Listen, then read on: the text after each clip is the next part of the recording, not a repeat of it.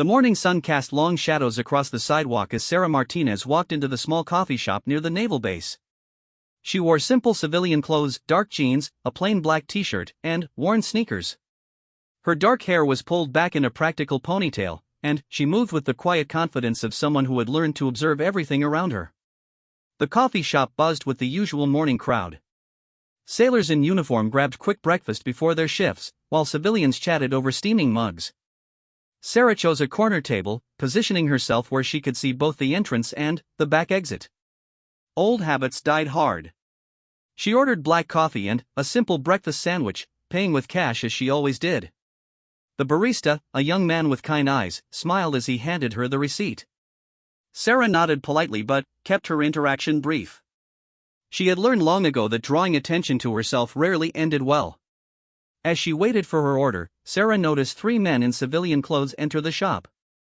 They moved differently than the regular customers, their eyes swept the room systematically, their posture alert and purposeful. 2 wore dark suits that screamed federal agents, while the third dressed more casually but carried himself with military bearing. Sarah's stomach tightened. She recognized the signs. These men were hunting.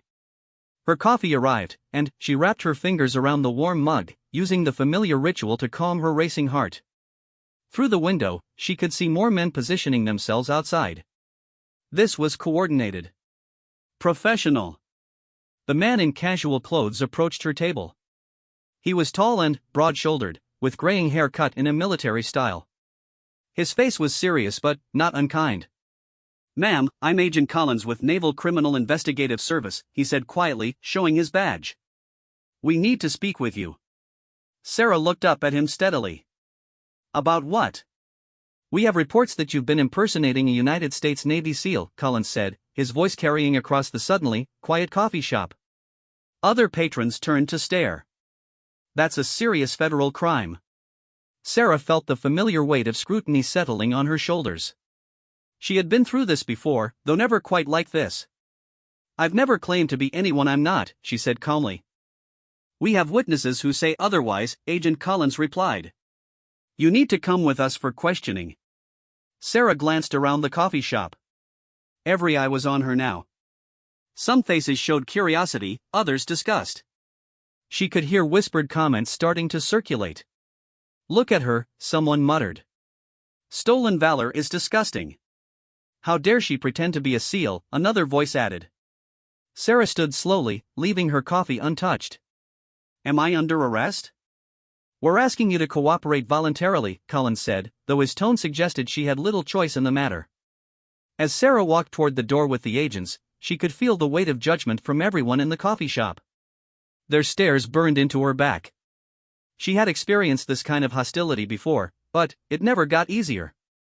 Outside, more agents waited by black SUVs. The scene was drawing attention from passers-by, and Sarah noticed someone recording with their phone. Soon this would be all over social media, another stolen valor story for people to rage about online. Agent Collins opened the rear door of one of the vehicles. "After you, ma'am." Sarah climbed into the SUV, her mind already working through possibilities. She knew what was coming next: hours of interrogation, demands for proof she couldn't provide, accusations that would follow her for months or years. The drive to the NCIS field office took 20 minutes through morning traffic. Sarah sat silently, watching the familiar streets pass by. She had built a quiet life in this city, working at a local gym and keeping to herself. Now that life felt like it was crumbling around her. The NCIS building was a nondescript government structure with tight security. Sarah was processed through multiple checkpoints, photographed, and eventually led to an interrogation room that smelled of industrial coffee and cleaning supplies. The room was small and windowless, furnished only with a metal table and 3 chairs. Agent Collins sat across from her while another agent, a woman with short blonde hair, took the chair beside him. "I'm Agent Rodriguez," the woman said, opening a thick file folder. "We've been investigating claims that you've been telling people you served as a Navy SEAL. Specifically, that you were involved in classified operations overseas." Sarah looked at her steadily. "Who made these claims?" "We'll get to that," Collins said. "First, let's start with your service record. According to our files, you never served in any branch of the military." "Your files are incomplete," Sarah replied. Rodriguez leaned forward. So you're saying you did serve? I'm saying your files don't tell the whole story. Collins pulled out a tablet and scrolled through what appeared to be an investigation report. We have statements from 3 different people who say you told them about your SEAL training, about missions in Afghanistan and Iraq. One witness says you showed them scars and claimed they were from combat. Sarah remained silent. Look, Rodriguez said, her tone shifting to something that might have been sympathy. We understand that some people get caught up in stories, maybe start believing them themselves. If you cooperate with us, admit what you've done, we can work something out. But, impersonating a SEAL is a serious federal crime. I haven't impersonated anyone, Sarah said quietly. Collins slammed the folder shut with more force than necessary. We have witnesses. We have evidence. What we don't have is patience for games. Over the next 2 hours, the agents pressed Sarah for details about her alleged claims, about her background, about why she would fabricate military service. They showed her printouts of social media posts from people claiming she had told them elaborate stories about SEAL operations. Sarah read through the posts with growing understanding. Someone had been very careful to build a case against her, collecting statements from people who claimed she had bragged about military service she never had. The problem was, the stories contained just enough accurate details to be believable. Whoever had fabricated them knew things about SEAL operations that weren't common knowledge. These posts describe classified operations, Sarah finally said. Exactly, Rodriguez nodded. Operations you couldn't possibly know about unless you served, which you didn't. So where did you get the information? Sarah realized the trap she was walking into. If she denied knowing the details, she was admitting to stolen valor. If she explained how she actually knew them, she would be revealing information she wasn't authorized to share. I want a lawyer, she said. Collins and Rodriguez exchanged glances. You can have a lawyer, Collins said, but this will go much easier if you just tell us the truth now. Before Sarah could respond, there was a knock at the door. Another agent peered in. Agent Collins, there's someone here who wants to speak with you. Says it's urgent regarding this case. Collins frowned but stepped outside. Through the small window in the door, Sarah could see him talking with a man in a naval uniform, an older officer with considerable rank insignia on his shoulders. The conversation appeared heated. The naval officer gestured emphatically while Collins shook his head repeatedly. Rodriguez shifted uncomfortably in her chair, clearly wondering what was happening. After several minutes, Collins returned looking confused and slightly irritated. There's been a development, he said. We need to step out for a moment. Both agents left, closing the door behind them. Sarah was alone in the interrogation room, but she could hear raised voices in the hallway. Someone was arguing forcefully with the NCIS agents, though she couldn't make out the words. 20 minutes passed before the door opened again. This time, Collins entered with the naval officer Sarah had glimpsed earlier. The man was clearly senior rank, his uniform displayed the stars of a rear admiral. The admiral was older, perhaps in his 60s, with silver hair and the weathered face of someone who had spent decades in military service. His eyes were sharp and intelligent, and, when he looked at Sarah, she saw recognition there. Ma'am, he said formally, I'm Rear Admiral Patterson. I apologize for the circumstances that brought you here today. Sarah studied his face carefully. Something about his manner suggested this was more than a routine intervention. Admiral, she replied neutrally. Patterson turned to Collins. Agent Collins, I need to see the subject's arms. Collins looked confused. Sir? Her arms, Agent. I need her to roll up her sleeves. Sarah felt her pulse quicken. She knew what he was looking for. Is there a problem, Admiral? Rodriguez asked, having just entered the room. There may be a significant problem with this investigation, Patterson replied gravely. Ma'am, would you please roll up your sleeves? Sarah hesitated for a moment, then slowly pushed up the sleeves of her black t-shirt. On her left forearm, partially hidden by the fabric, was a tattoo. It wasn't large or elaborate, just a simple trident design with specific markings around it. Admiral Patterson leaned forward to examine the tattoo more closely. As he did, his expression changed completely. The formal military bearing remained, but Sarah saw something else in his eyes: respect, and perhaps a touch of anger at the situation. Agent Collins, Patterson said quietly, his voice carrying new authority, you need to release this woman immediately. Sir, I don't understand. We have multiple witnesses who dash that tattoo is real, Patterson interrupted, his words cutting through the room like a blade. Collins stared at the Admiral. What do you mean, real? Patterson straightened to his full height. What I mean, Agent Collins, is that you've just spent the morning interrogating a decorated Navy SEAL who served multiple tours in Afghanistan and Iraq, and whose service record is classified at levels you don't have clearance to access. The silence in the room was deafening. Rodriguez's mouth fell open slightly, while Collins went pale. That's impossible, Collins said weakly. Our records show your records show exactly what they're supposed to show, Patterson replied firmly. Some service members operate under different parameters, Agent Collins. Parameters that require their records to be compartmentalized for their own protection and the protection of ongoing operations. Sarah remained perfectly still, letting the Admiral handle the situation. She could see the confusion and dawning horror on the agents' faces as they realized the magnitude of their mistake. Sir, Rodriguez said carefully, are you saying she actually is a SEAL? I'm saying that tattoo can only be earned one way, Patterson replied. And the woman wearing it has earned the right to wear it several times over. Patterson turned back to Sarah. Ma'am, I sincerely apologize for what you've endured today. This should never have happened. Collins was struggling to process the information. But, the witnesses, the statements are part of an ongoing security investigation that you've just severely complicated, Patterson said coldly. Someone has been using this woman's real service record to build a false case against her. We've been tracking the source of the leak. Sarah spoke for the first time since the Admiral had arrived. The details in those social media posts were too accurate to be fabricated. Exactly, Patterson nodded. Someone with access to classified information has been feeding details to these alleged witnesses, creating a false narrative designed to discredit you and expose you to public harassment. The pieces were falling into place.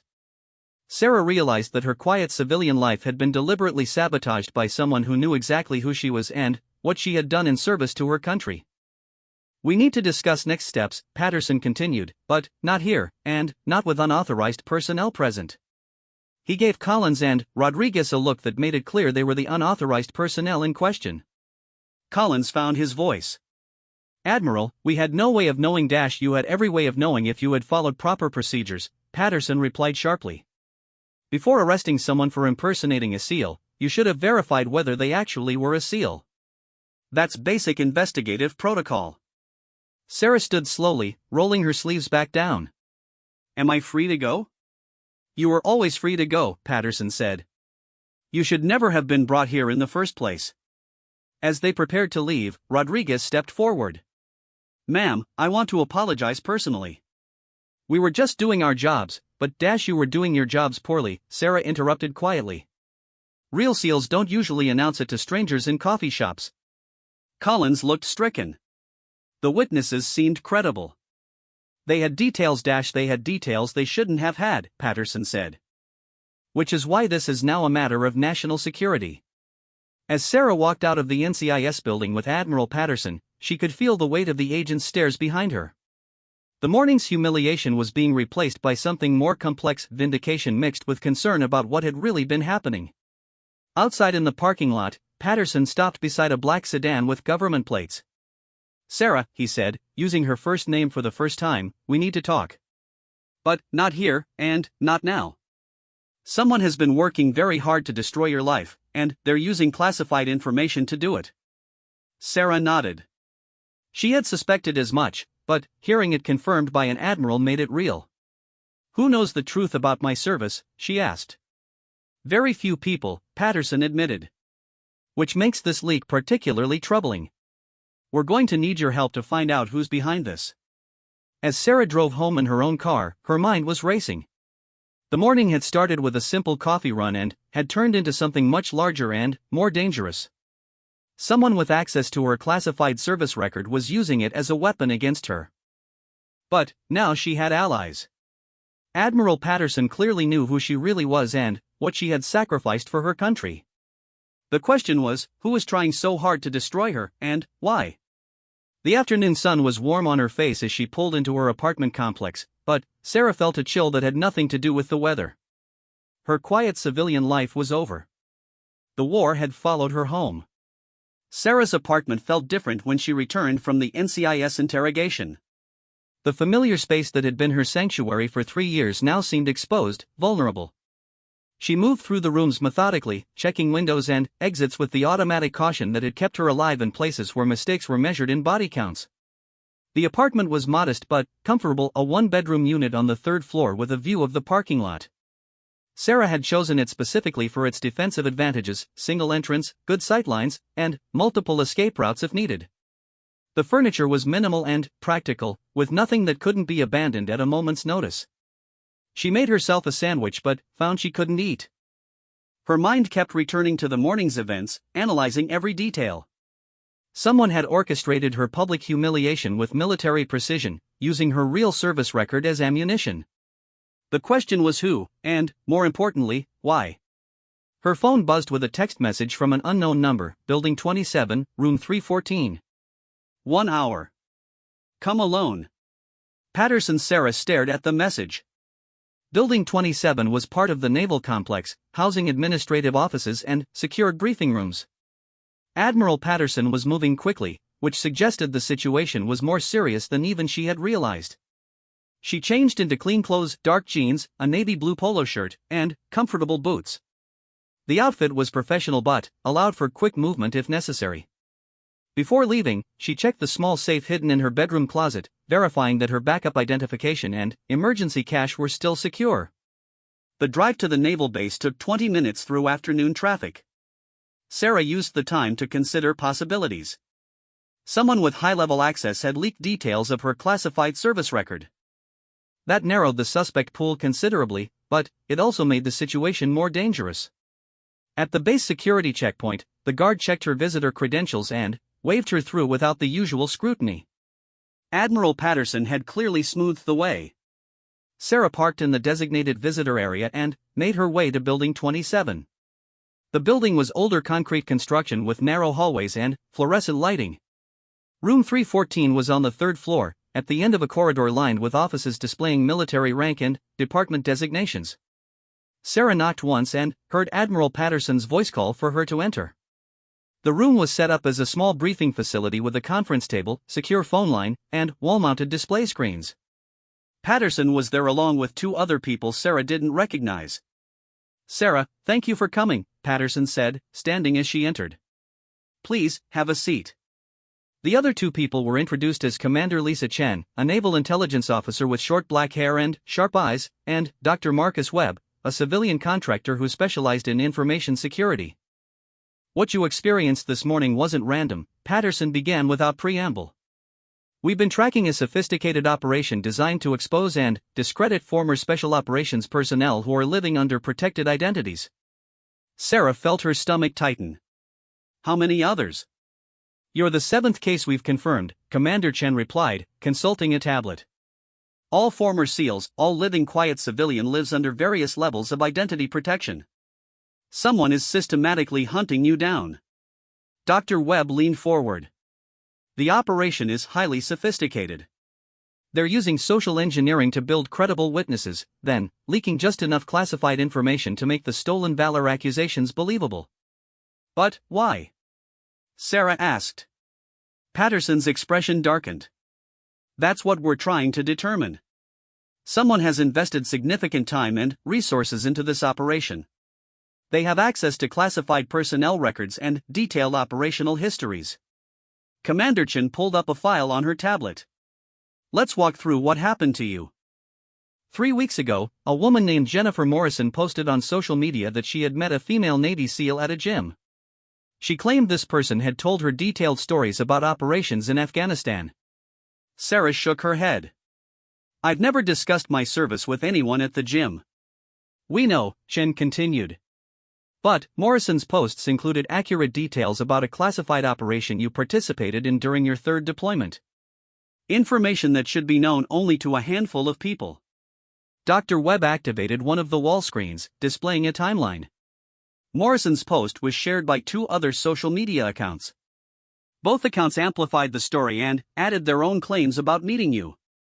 Within 48 hours, it had been seen by thousands of people. Someone fed Morrison the information, Sarah realized.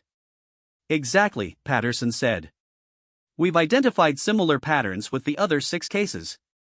In each instance, the accusations started with social media posts containing classified details, then snowballed into federal investigations. Sarah studied the timeline on the screen. What happened to the others? Patterson exchanged glances with Chen and Webb. 3 were cleared after investigations similar to yours. 2 relocated under new identities. 1. He paused. 1 took his own life before we could intervene. The room fell silent. Sarah felt a cold anger building in her chest. Someone's game had already cost a fellow SEAL his life. Do we know anything about the person behind this? She asked. Commander Chen activated another display, showing a network diagram with multiple connected nodes. We're tracking several possible suspects. All have access to the type of classified information being leaked. The problem is proving who's doing it and why. Dr. Webb pointed to different sections of the diagram. The operation requires coordination between multiple elements. Someone to identify targets, someone to access their classified records, someone to recruit and brief the false witnesses, and someone to coordinate the social media campaigns. That suggests either a team or someone with access to significant resources, Sarah observed. Our thoughts exactly, Patterson replied. This isn't a lone wolf operation. Commander Chen pulled up another file. We've identified some patterns. All 7 targets served in Afghanistan between 2010 and 2014. All participated in classified operations against high-value targets. And all had their service records compartmentalized for security reasons. Sarah felt pieces clicking together in her mind. We were part of Operation Blackwater. The room went quiet. Patterson nodded slowly. That's classified information, Sarah. But, it's the connection, isn't it? She pressed. Someone is targeting SEALs who served in Blackwater operations. Dr. Webb looked confused. I don't have clearance for those details. Patterson made a decision. Dr. Webb, thank you for your analysis. We'll take it from here. Webb gathered his materials and left, clearly understanding he had reached the limits of his need to know. After he was gone, Patterson activated additional security protocols, including white noise generators and electromagnetic shielding. Operation Blackwater was a series of highly classified missions targeting a specific terrorist network. Patterson began carefully. The operations were successful but resulted in the exposure of several enemy intelligence assets within allied governments. Commander Chen continued the briefing. Some very powerful people on both sides of the conflict had their operations compromised because of Blackwater. People with long memories and significant resources. Sarah was beginning to understand. Someone's seeking revenge. That's our working theory, Patterson confirmed. By exposing Blackwater personnel and destroying their post-service lives, they're sending a message to the intelligence community. But, why the elaborate stolen valor scheme? Sarah asked. Chen pulled up images from social media. Because it works. Nothing destroys a veteran's reputation faster than stolen valor accusations. It turns the entire military community against them instantly. Sarah studied the social media posts. The hatred and vitriol directed at the accused veterans was overwhelming. People who would normally support military service members instead called for their prosecution and public shaming. It's psychological warfare, she realized. They're using our own community against us. And it's effective, Patterson said grimly. Even when the accusations are proven false, the damage to reputation is often permanent. Commander Chen activated another display showing surveillance photos. We've identified one possible connection. A private intelligence firm called Meridian Solutions has been linked to several of the false witnesses. Sarah recognized the company name. They do contract work for foreign governments. Among other things, Patterson confirmed.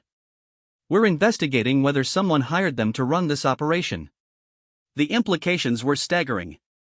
If a foreign government was behind the attacks on former SEALs, it represented a sophisticated intelligence operation on American soil. What do you need from me? Sarah asked. Patterson leaned forward. We need you to be bait. The words hung in the air. Sarah had expected this was where the conversation was heading, but hearing it stated directly still sent a chill down her spine. Whoever is behind this will likely escalate their attacks against you now that their initial operation failed, Chen explained. They've invested too much to simply walk away. We want to be ready when they make their next move, Patterson added. With your cooperation, we can set a trap. Sarah considered the proposal. It meant abandoning the quiet civilian life she had worked so hard to build. It meant stepping back into the world of covert operations and deadly games. What kind of escalation are we talking about? She asked. Chen consulted her tablet. Based on the other cases, they might try direct harassment, additional false accusations, or... She paused. Physical intimidation. Sarah understood the euphemism. Someone might try to kill her. We'll provide protection, Patterson assured her. But we need you to maintain your normal routine so they think their operation is still viable. How long? Sarah asked. Days, maybe weeks, Chen replied. We're also working the problem from other angles, but this gives us the best chance of identifying the people responsible. Sarah stood and walked to the window, looking out at the naval base below. Sailors and officers moved purposefully between buildings, going about their duties without knowing that former special operations personnel were being hunted by an unknown enemy. She thought about the SEAL who had taken his own life rather than face the destruction of his reputation and civilian life. Someone had driven a decorated warrior to suicide through lies and manipulation. I'm in, she said, turning back to face Patterson and Chen. Patterson nodded. I expected you'd say that. We've already begun setting up surveillance and protection assets. You won't see them, but they'll be there. Chen handed her a special phone. Secure communication device. If anything happens, anything at all, you press the red button and help will come. Sarah pocketed the device. What's my cover story for today's events? NCIS realizes they made a mistake based on false information, Patterson replied. You're a civilian who got caught up in a case of mistaken identity. That should satisfy any immediate curiosity. And if someone asks about the real story? You stick to that version, Chen said firmly. As far as anyone knows, you were falsely accused and cleared. Sarah understood. The truth about her service would remain classified, even as she used herself as bait to catch whoever was destroying the lives of her fellow veterans. As the meeting concluded, Patterson walked her to the elevator. Sarah, I want you to know that what you're doing takes incredible courage. Most people would run. SEALs don't run, Sarah replied simply. No, Patterson agreed. They don't. As Sarah drove home from the naval base, she noticed a dark sedan following her at a distance. It could be her protection detail, or it could be someone else entirely. Either way, the game was now in motion. Her phone rang as she pulled into her apartment complex. The caller ID showed Jennifer Morrison, the woman whose social media post had started the morning's ordeal. Sarah hesitated, then answered. Hello? Is this Sarah Martinez? The voice was nervous, frightened. Yes. This is Jennifer Morrison. I need to talk to you. Someone made me lie about you, and now they're threatening me. Sarah's pulse quickened. The operation was moving faster than anyone had anticipated. Where do you want to meet? Sarah asked, already knowing that this conversation would change everything. Sarah's heart raced as she listened to Jennifer Morrison's frightened voice through the phone. The woman who had started the stolen valor accusations with her social media post was now asking for help. They said they'd hurt my daughter if I don't keep quiet, Jennifer continued, her words tumbling out in a rush. But, after what happened to you today, I can't live with this anymore. Sarah made a quick decision. Jennifer, listen to me carefully. Don't go home tonight. Don't go anywhere you normally go. Find a public place with lots of people and stay there until I call you back. I'm scared, Jennifer whispered. I know. But you did the right thing by calling me. We're going to fix this. Sarah ended the call and immediately pressed the red button on the secure phone Commander Chen had given her. Within seconds, it rang back. Chun here. The Morrison woman just called.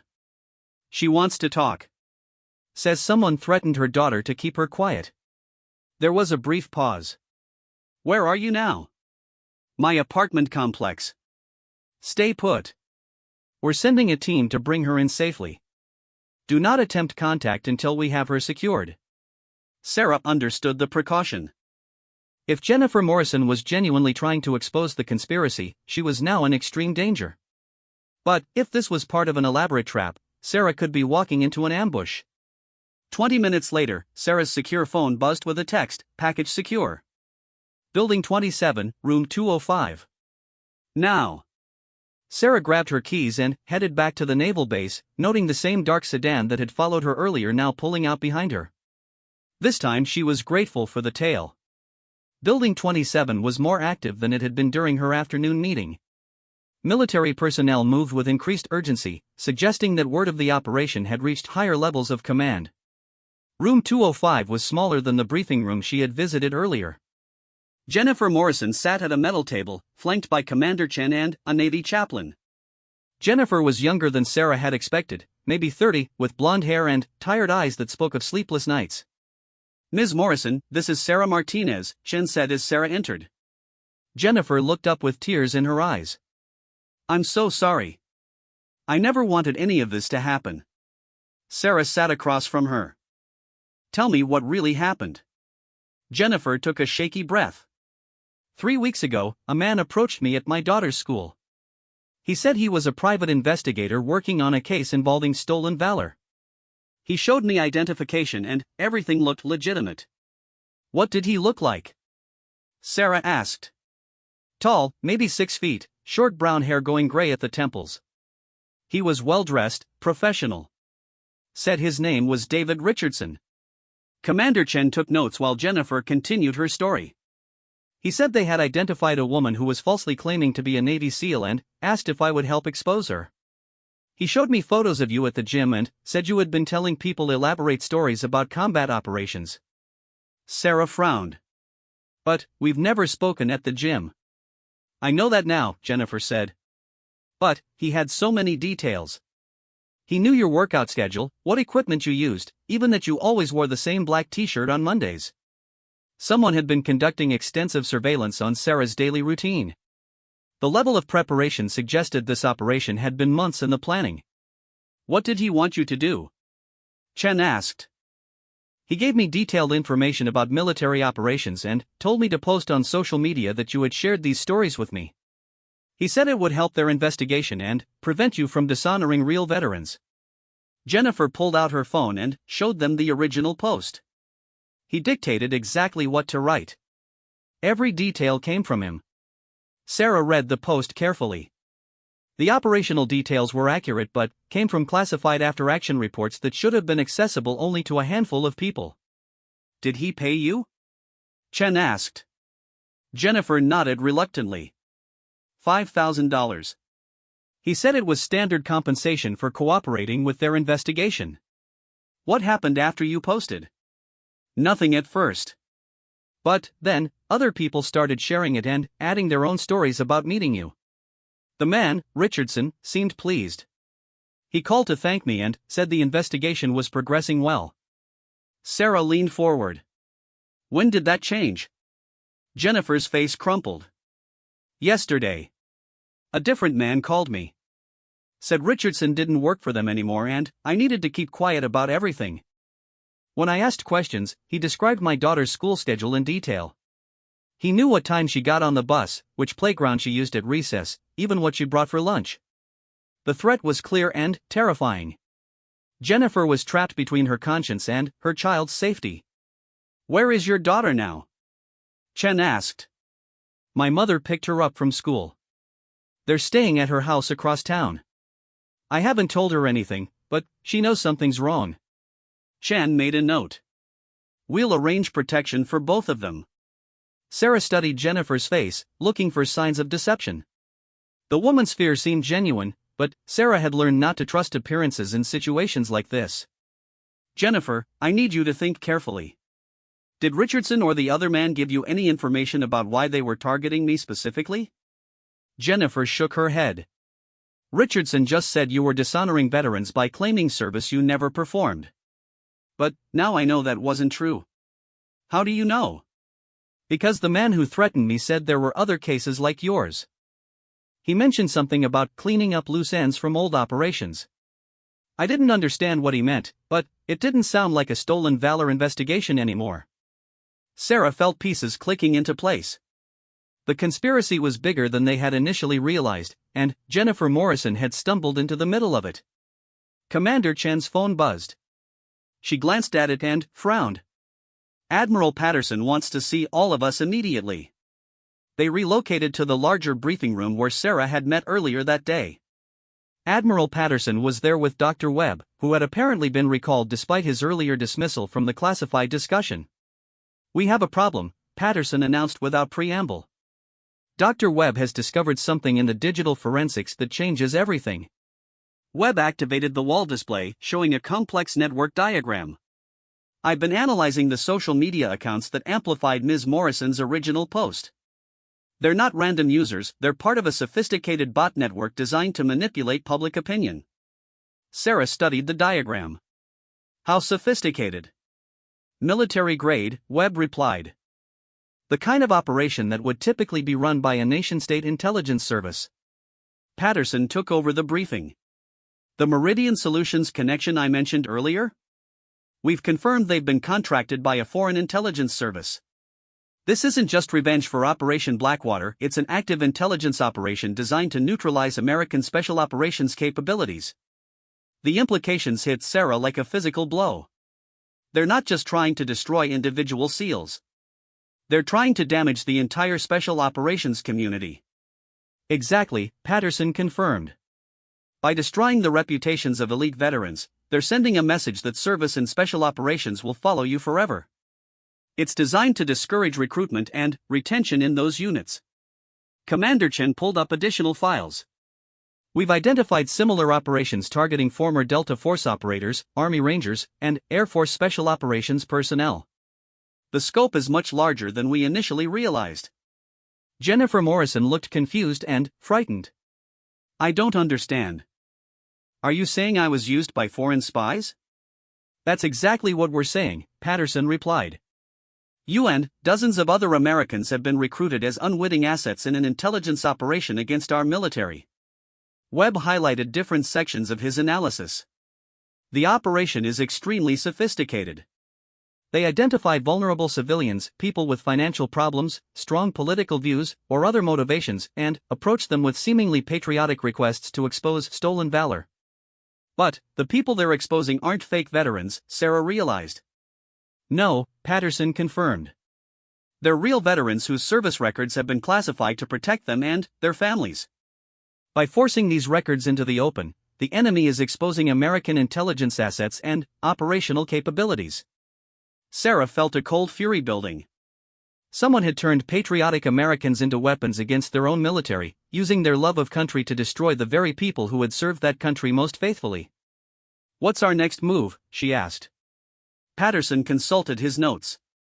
"We're going to use the fact that they threatened Ms. Morrison. Her handler will likely attempt to re-establish control now that their operation against you has failed." "You want to use me as bait again," Jennifer said, understanding the implication. "We want to use both of you," Chen corrected. "Sarah, they'll likely escalate their approach to you now that their original plan failed. Jennifer, they'll want to ensure your continued silence." Dr. Webb pulled up surveillance footage. "We've identified the vehicle that Richardson used when he first approached Ms. Morrison. The license plate traces to a rental car company, but we're tracking the financial trail." Patterson stood and addressed the room. "This operation ends now. We're not going to allow foreign intelligence services to wage psychological warfare against American veterans." Sarah appreciated the sentiment, but she understood the complexity of what they were facing. "Admiral, how many people know about this briefing?" "Need to know basis only." "Why?" "Because someone with high-level access has been feeding classified information to the enemy. Until we identify them all, we're operating blind." The room fell silent as the implications sank in. Somewhere in the military or intelligence community, someone was betraying American special operations personnel to foreign agents. "We've considered that possibility," Chen said carefully. "This briefing includes only personnel who have been thoroughly vetted." Sarah wasn't entirely convinced, but she understood the constraints they were operating under. What's the timeline? Richardson or his replacement will likely contact Ms. Morrison within 24 hours, Webb predicted. They've invested too much in this operation to simply abandon it. Patterson outlined the plan.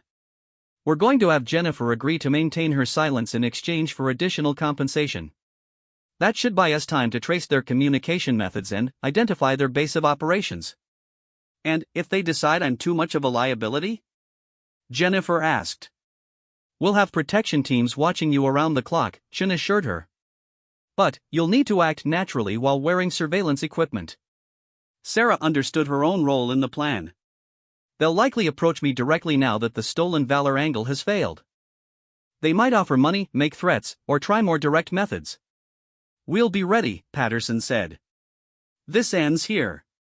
As the meeting concluded, Sarah felt the familiar weight of operational responsibility settling on her shoulders.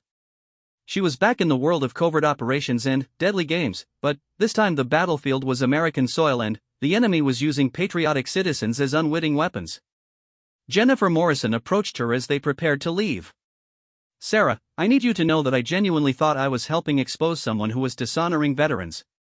I never meant for any of this to happen. Sarah looked at the younger woman's tear-stained face. Jennifer, you were manipulated by professionals. The fact that you called me today took courage. I keep thinking about what they said about other cases.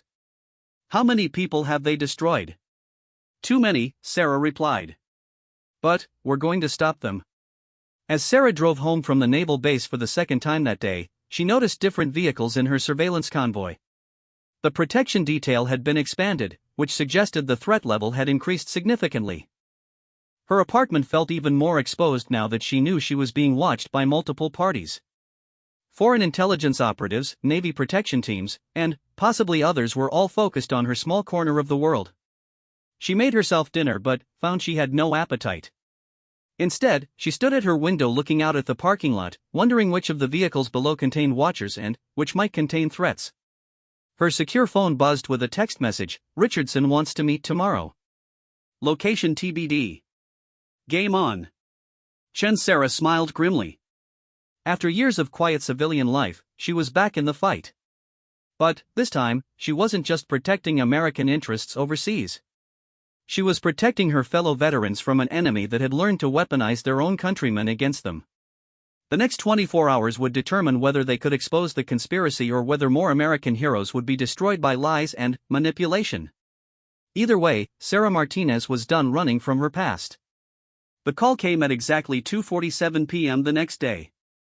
Sarah was at the gym, maintaining her normal routine while aware that multiple teams were watching her every move.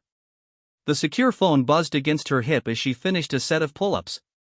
Unknown caller read the display, but Sarah knew this was the contact they had been waiting for. "Hello," she answered, stepping away from the equipment. "Ms. Martinez? This is David Richardson. I believe we need to talk." Sarah felt her pulse quicken but kept her voice steady. "I'm sorry, who is this?" "I think you know exactly who this is," Richardson replied, his tone shifting from professional to something harder. "You had an interesting day yesterday." "I don't know what you're talking about." "The NCIS investigation that got dropped so suddenly? The Admiral who vouched for you? We know you're not who you pretend to be, Sarah." Sarah felt the trap closing around her. Richardson was abandoning subtlety and moving to direct confrontation. "What do you want?" "I want to meet. Today. Alone. Bring your phone and we'll give you an address." "And if I refuse?" Richardson's laugh was cold. "You won't refuse. You care too much about protecting innocent people. Like Jennifer Morrison's 8-year-old daughter." The line went dead. Within seconds, Sarah's secure phone rang. "They made contact," she reported to Commander Chen. "We heard everything. Are you ready for this?" Sarah looked around the gym at the civilians exercising, unaware that they were in the middle of an intelligence operation. "Send me the address." 2 hours later, Sarah drove toward the industrial district south of the city. The address Richardson had provided led to a warehouse complex that had seen better days. Many of the buildings stood empty, their windows broken and parking lots overgrown with weeds. Sarah's protection detail followed at a distance, but she knew they couldn't intervene until the meeting was underway. She needed to get Richardson and his associates on record before the cavalry arrived. The specified warehouse was at the end of a dead-end street. Sarah parked her car in the empty lot and approached the building on foot. The late afternoon sun cast long shadows between the structures, creating perfect concealment for watchers. The warehouse door was unlocked. Sarah entered to find a space that had been hastily converted into a meeting room. Folding chairs surrounded a card table, and professional lighting equipment suggested this encounter was being recorded. Richardson was there, matching Jennifer Morrison's description perfectly.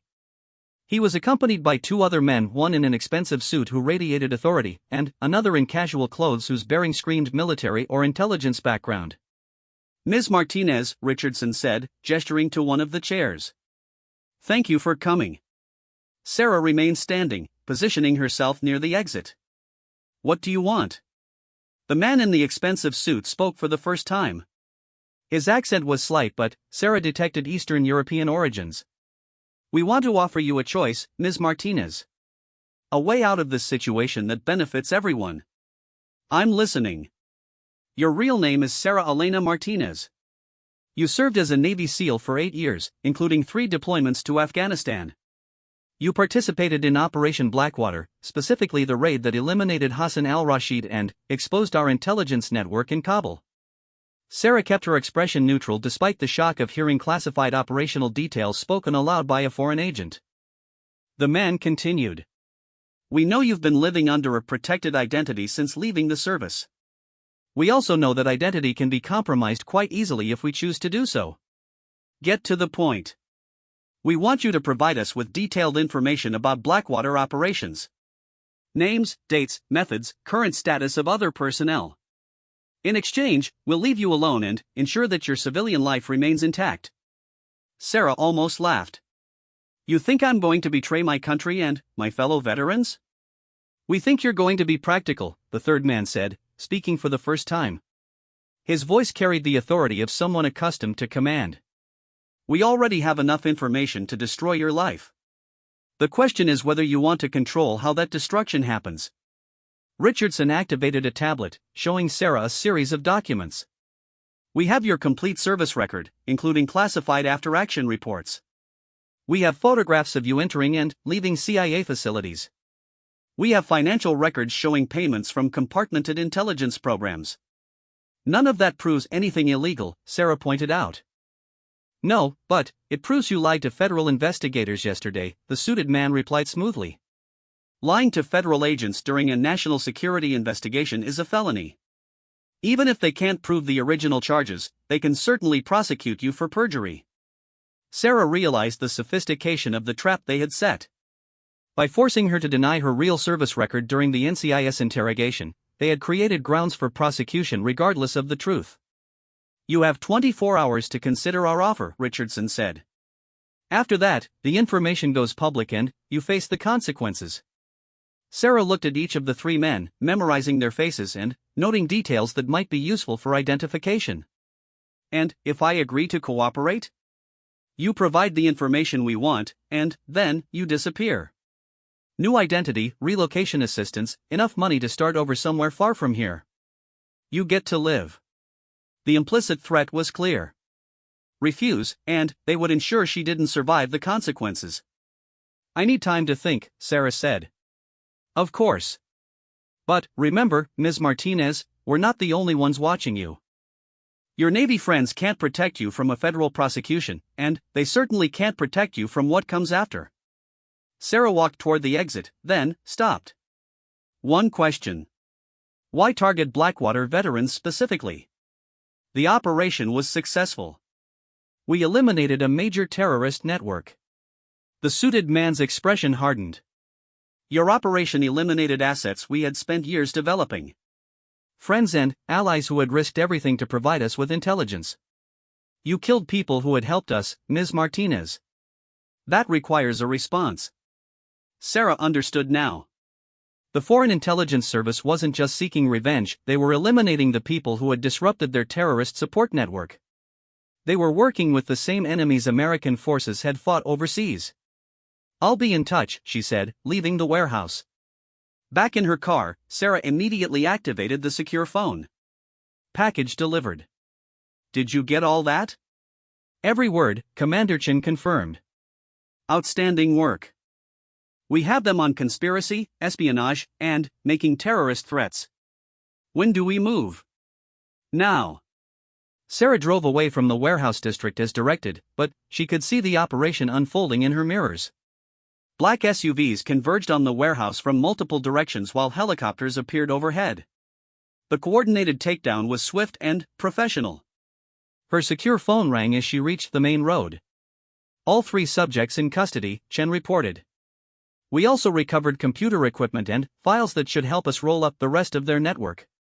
What about Jennifer Morrison and her daughter? Safe and secure. The protection detail reported no suspicious activity. Sarah felt a weight lifting from her shoulders.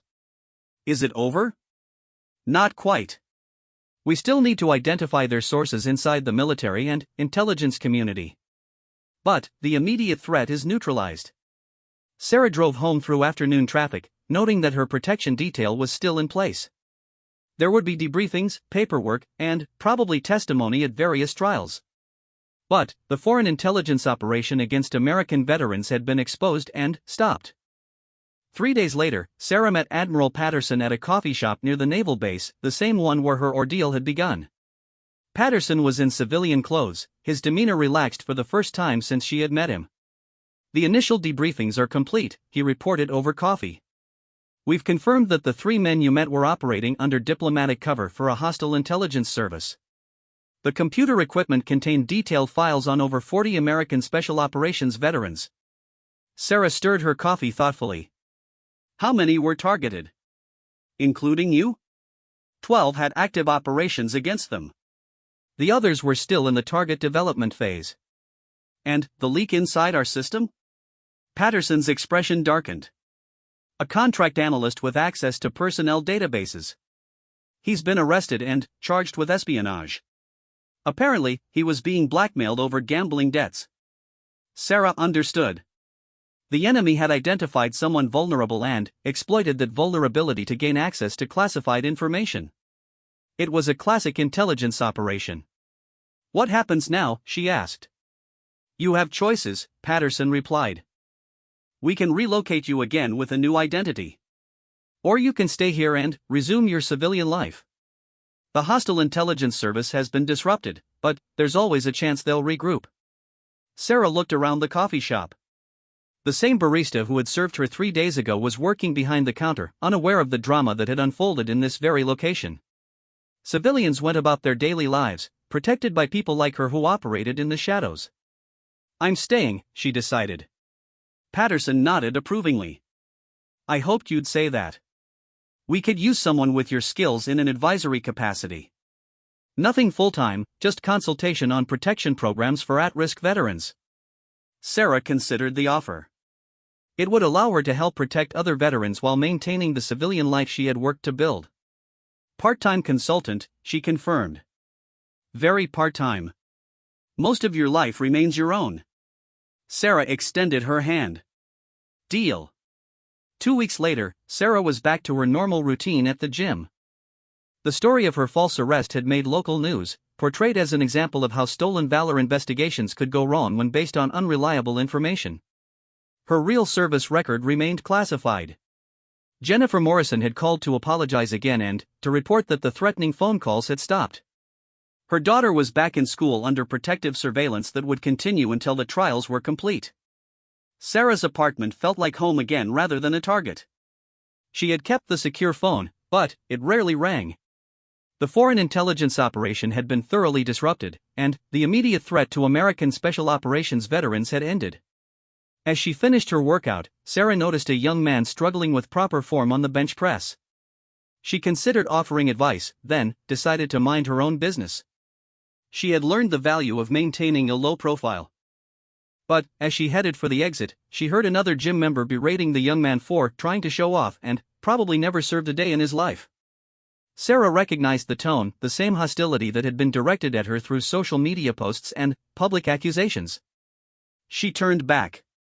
"Excuse me," she said to the critical gym member. "Maybe you should focus on your own workout instead of bothering other people." The man looked ready to argue until he saw something in Sarah's eyes that made him reconsider. He muttered an apology and returned to his own equipment. Sarah helped the young man adjust his technique and showed him proper safety procedures. It was a small gesture, but it felt right. As she left the gym, Sarah smiled to herself. She had found a way to serve again, protecting people who couldn't protect themselves.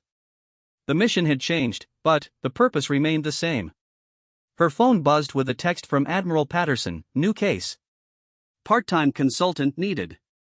Details when you're ready." Sarah looked at the message for a moment, then typed back, "Ready." Some battles ended, but the war to protect those who had served their country never really stopped. Sarah Martinez had found her place in that ongoing fight, using the skills she had learned as a Navy SEAL to protect her fellow veterans from a different kind of enemy. The truth about her service would probably remain classified forever. But she had learned that truth wasn't always about public recognition. Sometimes it was about quiet service to something larger than yourself. As she drove home through the familiar streets of her adopted city, Sarah felt at peace for the first time in years. She had faced her past, protected her future, and found a way to continue serving her country. The tattoo on her forearm remained hidden under her sleeve, but she no longer felt the need to hide what it represented. She had earned the right to wear it, and no one could take that away from her. Admiral Patterson had been right, the tattoo was real. But, more importantly, so was the woman who wore it.